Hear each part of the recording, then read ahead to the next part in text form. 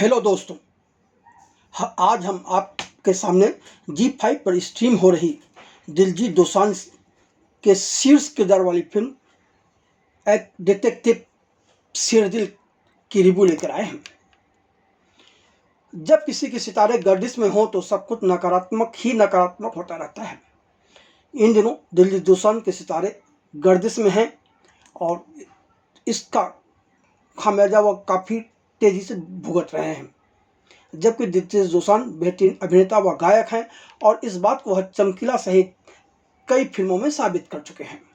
लेकिन 20 जून से OTT platform G5 पर स्ट्रीम हो रही उनकी शीर्ष भूमिका वाली फिल्म डिटेक्टिव शेरदिल से उनके फैंस काफ़ी निराश हुए हैं। इस फिल्म में न रहस्य है न रोमांच, केवल एक सपाट कहानी व पटकथा वाली यह फिल्म है।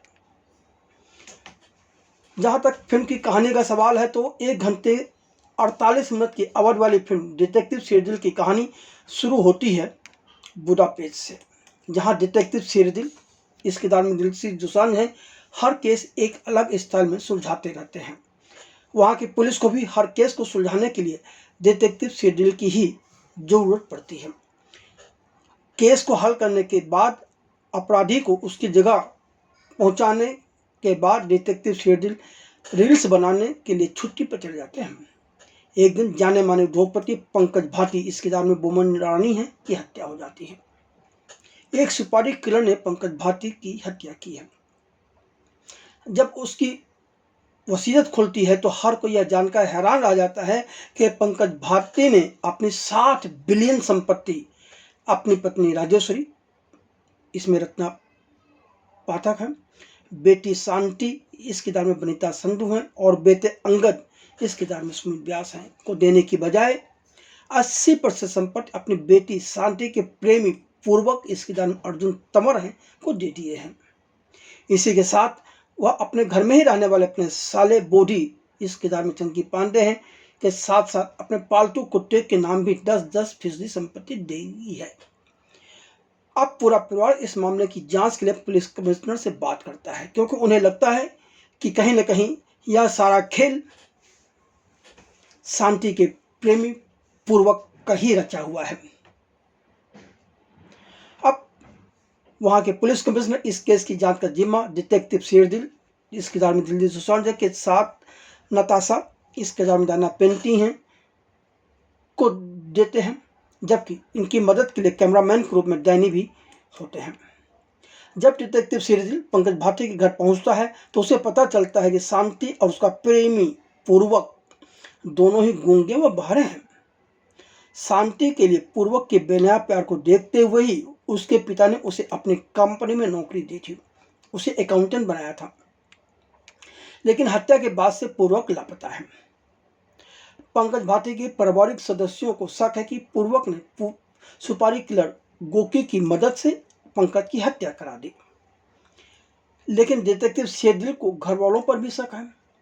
तो वहीं मृत व्यक्ति का ड्राइवर भी जांच के दायरे में है, जिसकी बाद में हत्या हो जाती है। डिटेक्टिव शेरदिल परिवार के सभी सदस्यों को हाउस अरेस्ट कर देता है। डिटेक्टिव शेरदिल रहस्यमय मुस्कान के साथ अक्सर हारमोनिका बजाता रहता है। अंततः वह हत्या की गुत्थी को सुलझाकर हत्यारे को सलाखों के पीछे भेजने में सफल रहता है। अब सवाल यह है कि आखिर पंकज का हत्यारा कौन है, तो इसके लिए फिल्म देखनी पड़ेगी। अब आप बात करते हैं इस फिल्म के कुछ प्लस और माइनस पॉइंट की। तो पूरी फिल्म देखने के बाद मुझे फिल्म में प्लस पॉइंट ढूंढने से भी नहीं मिले। जी हाँ, फिल्म डिटेक्टिव शेरदिल की सबसे बड़ी कमजोर कड़ी इसकी सपाट कहानी, सपाट स्क्रिप्ट और डायरेक्शन है। फिल्म इतनी सुस्त गति से आगे बढ़ती है कि दर्शक को नींद आने लगती है, जबकि इसका लेखन सागर बजाज, अली अब्बास जफर और रवि छाबड़िया ने मिलकर किया है। रवि छाबड़िया ने फिल्म का निर्देशन करने के साथ ही एडिटिंग भी की है। वह इस फिल्म को एडिटिंग टेबल पर भी सुधार सकते थे, पर ऐसा लगता है कि उन्होंने अपनी पहली फिल्म में अपने निर्देशन लेखन से भी कहीं ज़्यादा एडिटिंग की कला को दिखाने में रुचि दिखाई है। हर सीन में style, fast cutting, background score के चक्कर में मर्डर मिस्ट्री के जॉनर सस्पेंस, रोमांच, कातिल कौन है ढूंढने के लिए दिमाग लगाना, सब कुछ खो दिया है। कहीं कुछ भी नजर नहीं आता कि कहीं कुछ ऐसा कुछ होगा। कहानी में कहीं कोई उतार चढ़ाव या रोमांच नहीं है। हाँ, फिल्म की शुरुआत रोमांचक अंदाज में ही होती है, लेकिन 10 मिनट के बाद ही फिल्म पटरी से उतर जाती है। फिल्म का पूरा ट्रीटमेंट इस कदर सपाट है कि किरदार और भी सपाट हो जाते हैं, क्योंकि वह अपनी लाइनें बोलते हैं और फिर गायब हो जाते हैं। यह फिल्म पूरी तरह से भारतीय किरदारों पर ही है, पर पता नहीं क्यों इसे बुडापेस्ट में फिल्माकर विदेशी पृष्ठभूमि में कहानी को रखकर कुछ विदेशी सह कलाकार रखने के साथ ही कुछ संवाद अंग्रेजी भाषा में रखकर फिल्म को और अधिक बोझिल बना दिया गया है। अंग्रेजी संवादों के हिंदी में सबटाइटल्स भी नहीं दिए गए हैं।